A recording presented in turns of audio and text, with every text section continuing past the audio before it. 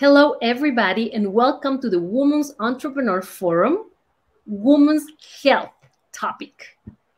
I have to say that I specifically asked to be part of this forum, to this conversation that we're going to have, because I really think that it is so important that we pay more attention to our mental health, our physical health. We know that in this event, we have women from all over the world that are connected online and also physically in DC. They're very successful women from all paths, different industries, but there's something that we have in common. Sometimes we forget about the importance of our health. When women thrive, the whole community can thrive. So this is a very important topic, and we have two very special guests so that we can have a conversation, and hopefully we're gonna let you with some tips, some advice that you can use in your life. First, we have Dr. Rafa Chavez. He has more than 25 years in the health industry. And we have also Cecilia Flores from Argentina. She's a very successful entrepreneur in the tech industry, which is so complex. So welcome, Ceci, Dr. Chavez. Thank you for joining us. Thank you. First of all, I would like to start with Dr. Chavez, our little conversation about women's health. As I was saying at the beginning, it is crucial that we pay much more attention to our mental health, to our physical health. So can you tell us a little bit about what have you seen, in all these years of your experience? When you work with women, you also have very important jobs where you have worked with women. What is the view on this topic for you?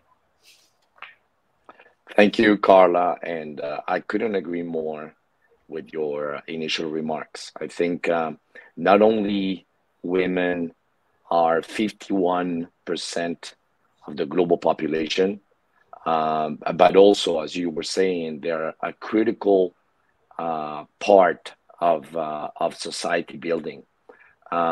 Women are particularly critical as caregivers, and not only supporting care for the ones that are in need, but also as critical workers within the economy. And let's not forget that women are also care for children. So, in other words, if women are healthy, most likely children will be building, the nucleus of a very strong society. And finally, it has been demonstrated that women and women's health are critical to economic growth and economic recovery. So I think this is a particularly important topic, and both governments and also societies need to pay attention to. If you can advise, because you've already been advising different governments, if there's people, because now I know that there's people that have a place and have a seat at the table at the government level, what would be your advice? What can we do from that seat in order to help women's health in our different countries? So Karla, the first thing is let's make sure that women become more present in every single decision that we make as a society. And with that start, let's make sure that we put together research and generate data around the gaps that women actually are subject to. So I'm talking about digital gaps. I'm talking about financial gaps. I'm talking about gender parity. I'm talking about gender equity. So there are many different topics and themes that research and data could help. But also, let's make sure that there's enough investment in women and women's health. And finally, that there's legislation and initiatives that will make sure that women will become, a critical part of the society. And for women owners, they're very successful women and they lead big teams. What can we do in our own businesses in order to help women to have better health, to pay more attention? What will be your advice on that subject? The first thing, and going back to women's health, is I think women and society in general, and we as allies, we need to pay a little bit more attention to women's health. So that women entrepreneurs and the ones that are not entrepreneurs and that are working, for corporations, or the ones that support, family members, really have the attention that they need to be able to thrive. One of the ideas that we promote at Organon is the fact that her plan is her power, meaning we need to find ways to fulfill the promise of being a woman, and with that, women's health, access to care, access to labor, access to information, access to financial resources, all that enabled through potentially digital capabilities, among many others. I love your answer, Dr. Chavez. And finally, as a doctor, what will be some of your recommendations or the suggestions that you will give us to all of us women so that we can take better care of our health? Little things that we can do in our daily life. So the first thing I will say is, eating, sleeping, exercising.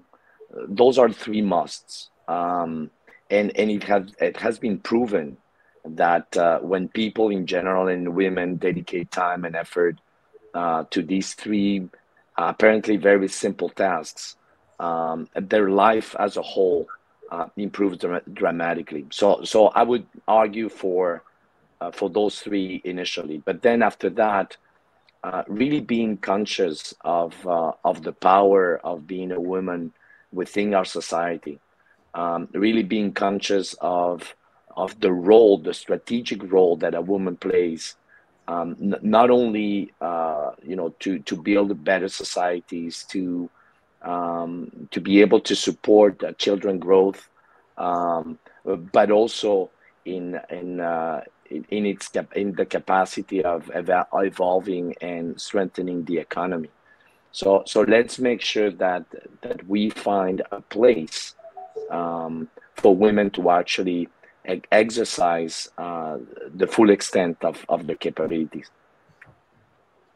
I love when you talk about our full extent, our full power, and all the things that we have to give to the world, because this Woman Entrepreneur Forum is all about that. Thank you, Dr. Chavez. And now, well, I would like to have a conversation also with Ceci, which is a very dear friend of mine. And, before talking to Ceci, I just want to tell a little bit of my story. I was 40 years old with a career of 20 years working in the tech industry, a very successful career, earned a lot of awards. But suddenly you realize that I didn't have a family. And when I was 40, I was very lucky enough, blessed, and I have my first child. Now he's 7, and I have another baby, he's 5. And at that moment, I realized that I really need to take care of my health. All this longevity concept, because I want to be in good health for them. And then that's why I'm so interested in this topic, because suddenly you can have everything in life.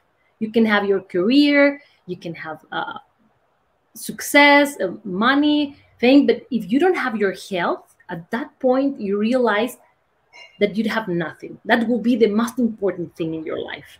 So it's better to prevent and to do things that can help you be your best self, so that we can really fulfill our lives and to reach any goal. But for that, first we need our health.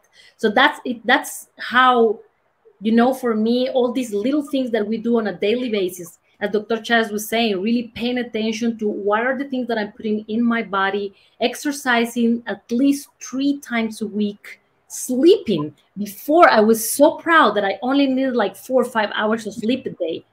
I didn't know how important it was to have at least 8 hours of sleep.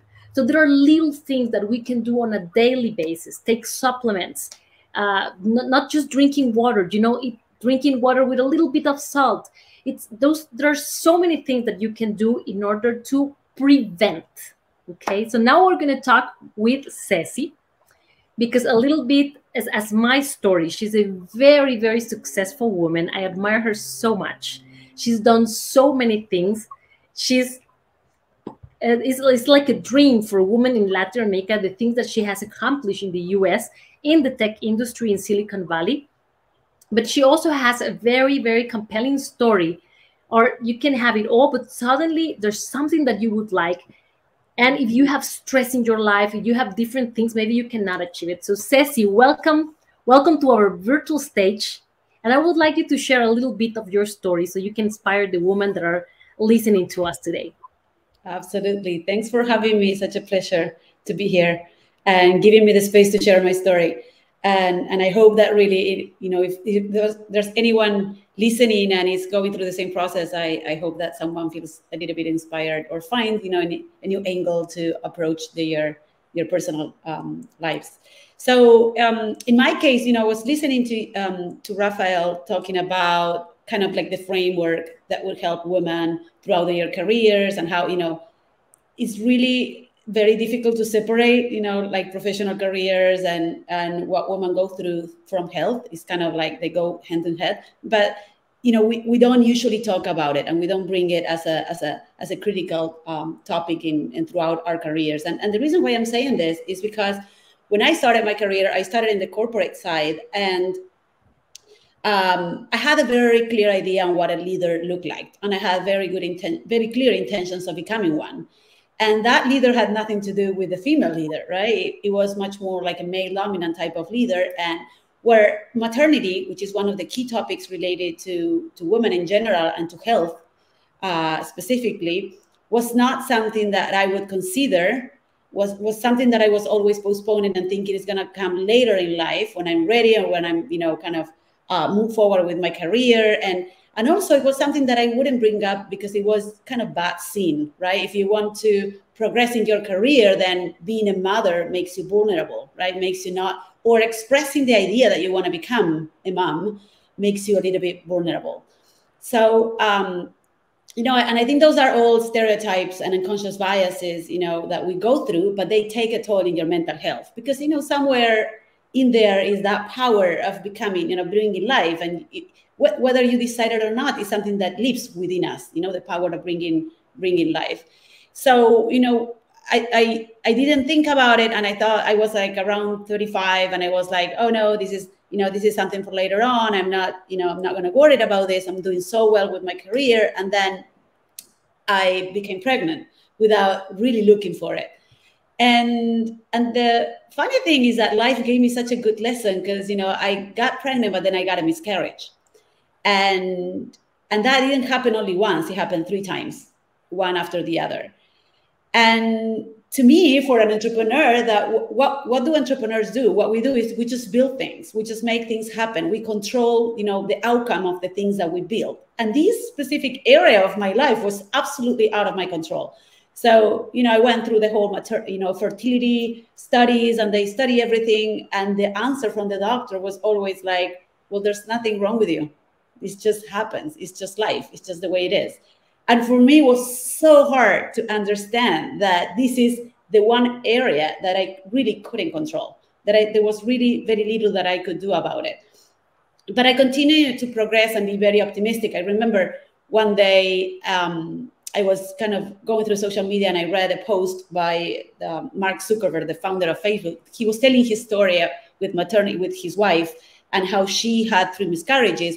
And that was the moment that I decided, oh my God, there's really nothing wrong with me. This is maybe something that is taking a toll on me, because I'm not compensating my mental health. And I was kind of hiding it because I felt so ashamed that this was happening to me.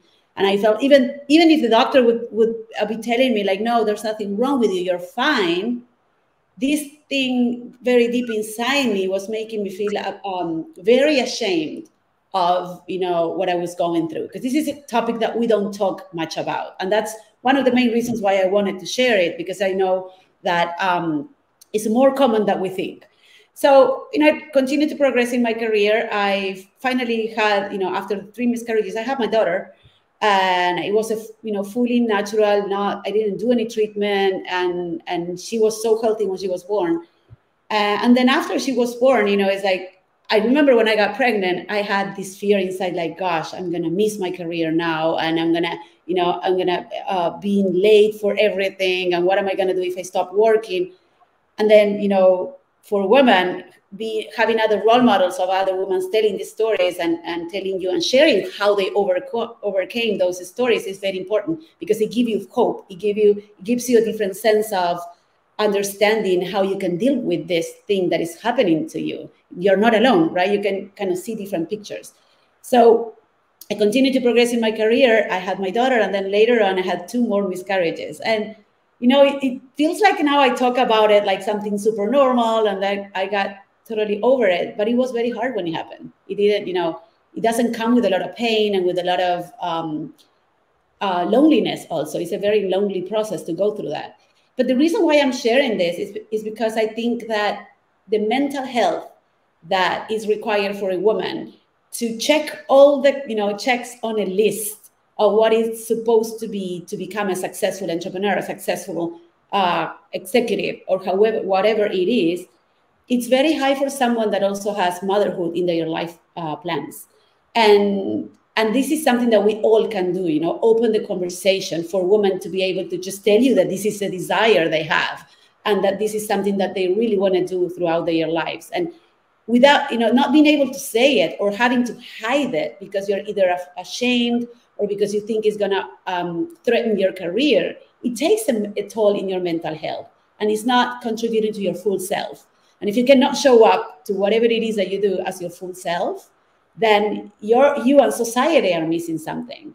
So, you know, for me, I think if you ask me about it, well, is this a story with a happy ending or not? You know, for me, it is a happy ending as long as we can start talking about it, and we can start having more panels like this when we can incorporate these processes within who we are as women, right? So it's very rare that you hear a woman leader say like, well, I'm planning to become a mom next year, because we don't talk about it, because it's going to threaten something throughout what we want to accomplish. And that creates the mental bias that if we become a mother, we're going to be less productive, which is also not true. You know, so I always tell the story that after my daughter was born, I became way more productive because I made so much a good use of my time, because I didn't have as many time as before. So I became even more productive and more focused. So this is a little bit of my story throughout my career with health. I think I wish I could have heard something like this before, so I understood that this was not something that I should fight. I should integrate it into my life, and who was I becoming as a woman leader. Thank you, Ceci. Thank you so much for sharing your story, because as you were saying, it is so powerful when we can see something, when we can hear that somebody else is going through the same things, through the same challenges that we're facing. I think that just that opens the door to so many possibilities. So this is an invitation to all of you that are watching us to really think about where you're standing today. What are your challenges? How are you feeling? And open up and talk to the people around you, because this can really help you like assess, you know, where you are, how you're feeling. So really, Ceci, this is so powerful. Thank you very much. I would like to go back to Dr. Chavez and ask you if you were to give an advice to our teenagers, because I think that the next generation of women, they have it more difficult than we had it before.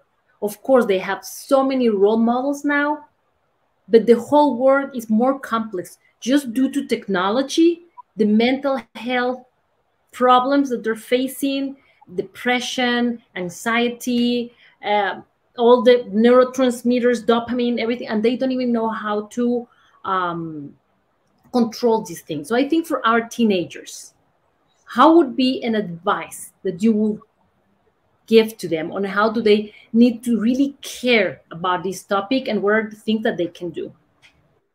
And yes, you were right. So, it's a very important question, and it's not one that is light. I think, the first and foremost, we need to make sure that we provide an environment where our teenagers can speak up, can with ease talk about what they read, what they see, how they feel, without being judged.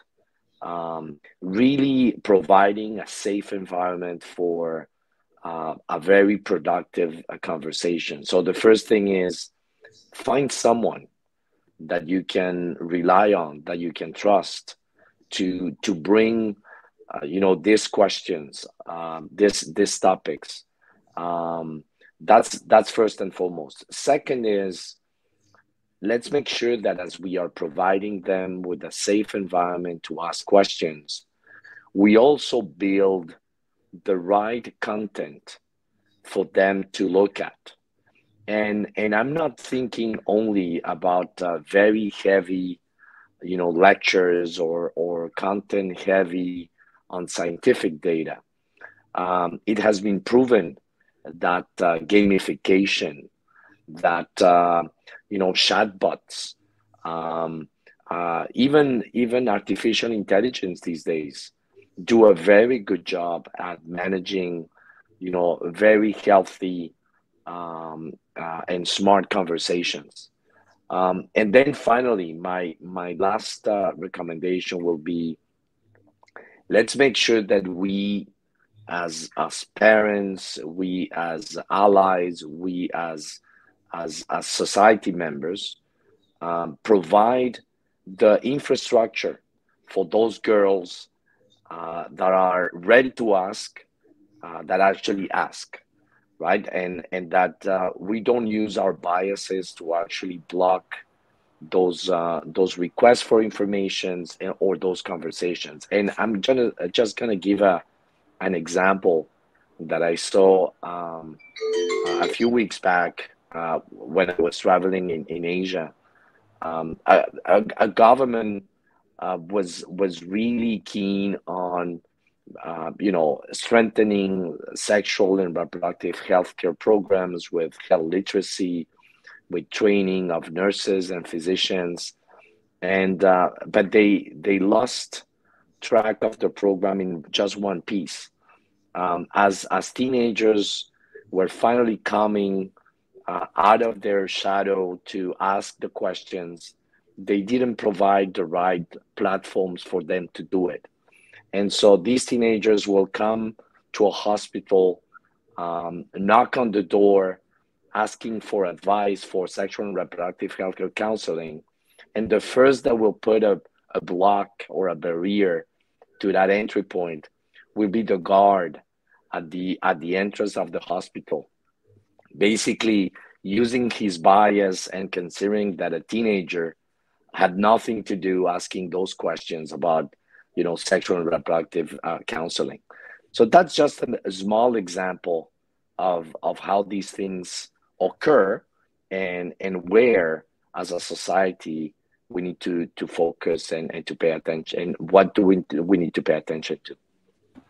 Thank you, Dr. Chavez. Ceci, and for you, if you have the opportunity to give an advice to, because we have a lot of mothers here in this forum. We have people that have nieces, to all these teenagers, because I know that they're having like a difficult time. Now, what will be your advice to those mothers? How can we have a relationship with the next generation where we're really, really helping them? So I think that one thing that we can all do is change the conversation for women around the globe and for young women that are growing up, in a sense that create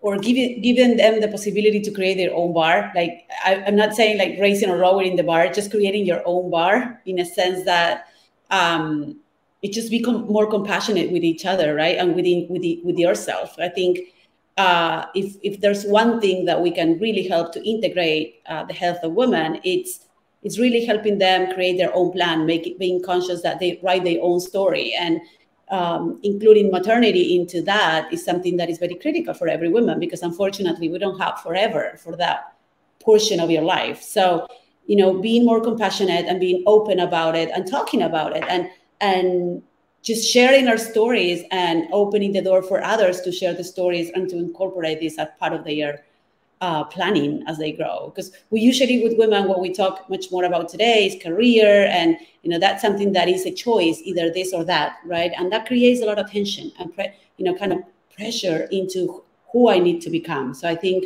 and this is something that we can do, with our daughters and nieces and friends and everyone that we have very close to us, just opening the conversation, being much more, helping them navigate those doubts with the certainty of the self, right? Like being compassionate with who they are, who they want to become, and what they are doing to get there. Right? Dr. Chavez, Ceci, thank you very much for this beautiful conversation. I'm so sad that we're running out of time. And I think my invitation for the people that are watching us, it will be to try to really care about this topic. We're always talking about being a community, to create sisterhoods, and really try to talk about the topic, as Ceci was saying. When was the last time that you did a complete checkup?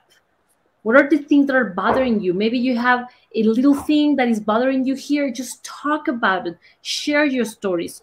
Just that, it is so powerful. But we really need to care about our mental health and our health in general. Dr. Chavez, you have 1 minute for a last message that you would like to leave to our audience. Her plan is her power. This is so powerful. Thank you very much. Thank you for your time. We know that you're really busy and you carved some time for us today. We need more men to be our ally. So I'm really grateful that you are here with us today. Ceci, it's your time to close this beautiful conversation. Yeah. Just following what Rafa just said, to tap into that power, that would be my advice. And to really feel the full power of being a woman, right? And integrating every aspect of it, and help the whole global women community to change the biases around, our mental health, our, maternity, and us as leaders around the world. Thank you very much. Thank you to all the organizing of the Women Entrepreneurs Forum. This is such a beautiful space, and this is a very important conversation.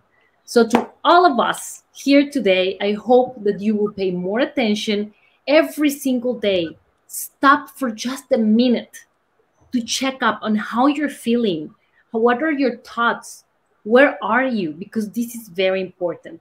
Research more about the little things that you can do on your daily life. Exercise at least 3 times a week. Pay attention to what you're putting into your body. Your mental health, it's a key to achieving all your goals.